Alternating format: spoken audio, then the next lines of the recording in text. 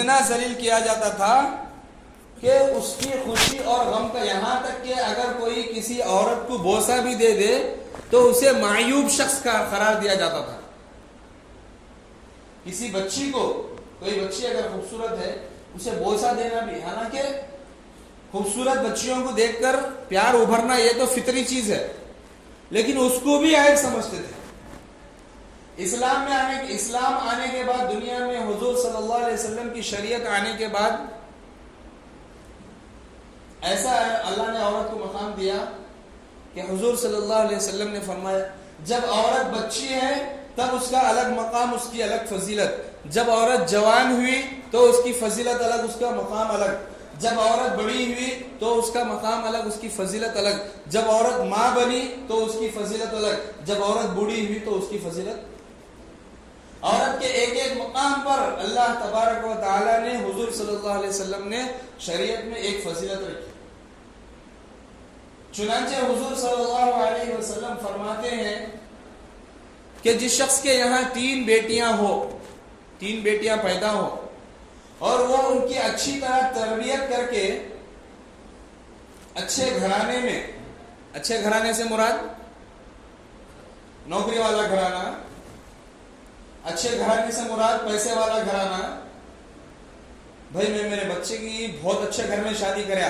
کیا کرتا بھائی بچہ؟ بہت بڑا بزنس کرتا بھائی، کسی چیز کی کمی نہیں بچے کے پاس، الحمدللہ سب بھی ہے، گاڑی ہے، بنگلہ ہے، بینک بیلنس ہے، سب بھی ہے.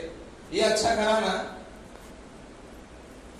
اچھا گھرانے سے مراد یہ نہیں دیندار کے گھر میں، اگرچہ انہیں بھوکا رہن دے، اس کے پاس کھانا ڈالنے کے واسطے بیوی کو کھانا کھلانے نہیں رہن دے، لیکن اس کی دینداری، اس کی ایمانداری، اس کا اخلاق دیکھ کے اگر بچی کو رشتہ دیے تو یہ فضیلت ہے. سب کیا فرمایا حضور صلی اللہ علیہ وسلم نے؟ اگر کسی کے یہاں 2 بیٹیاں 3 بیٹیاں ہوئی اور وہ ان کی اچھی طرح تربیت کرے. شیطان کے پاس تعلیم تھی، تربیت نہیں تھی. شیطان کے پاس علم تھا، تربیت نہیں تھی. کس سے کیسا پیش آنا، کس کی بات کہاں تک سننا، یہ تمیز اس کے اندر نہیں تھی. اس لیے شیطان کیا ہو گیا؟ ابلیس بن گیا. تو حضور صلی اللہ علیہ وسلم کیا فرما رہے ہیں؟ اگر کسی کے 3 بیٹیاں پیدا ہوئی کسی کے گھر میں، یعنی ایک کے بعد دیگری ہو یا کچھ گیپ کے بعد ہو، 3 بیٹیاں اگر کسی کی ہے، انہیں اس کی اچھی طرح خوش دلی سے اس کی تربیت کرا. تربیت کرنے کے بعد بڑی ہوئی، بالغ ہونے کے بعد نیک گھرانے میں، اس کے اچھے گھرانے میں شادی کر دیا تو فرمایا اس کے اوپر جنت واجب ہوگی. لیکن اگر کوئی 100 بیٹوں کو بھی ایسی تربیت دیا تو جنت کا وعدہ نہیں ہے اس کے اوپر. کئی کو بھائی انہیں بیٹیاں، کئی کو ایسا بیٹے، اللہ ایسا مقام دیا سے اسے، وہ مقام اسلام کے علاوہ کوئی دوسرے مذہب میں نہیں ہے.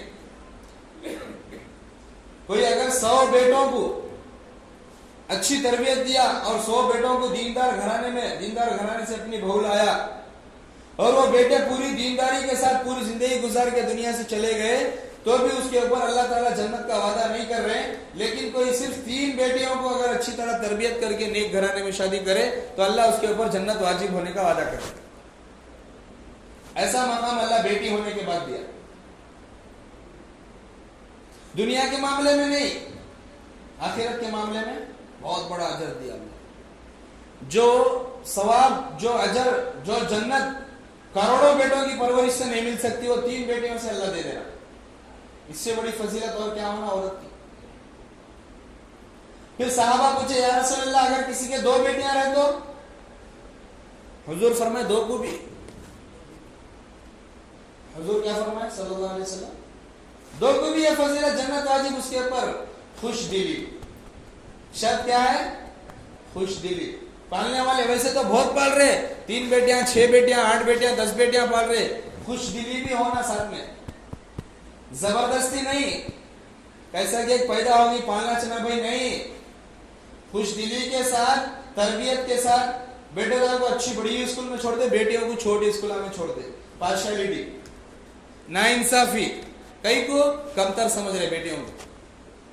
بیٹوں کو بڑی سے بڑی تعلیم دیتے، اچھے سے اچھے چیزیں سکھانے کی کوشش کرتے. بیٹیوں کو کیا زیادہ سے زیادہ ہنڈا دھونے سیکھی بس ہی نہیں، انہیں کچرا جھاڑنے سیکھی تو بس ہی نہیں.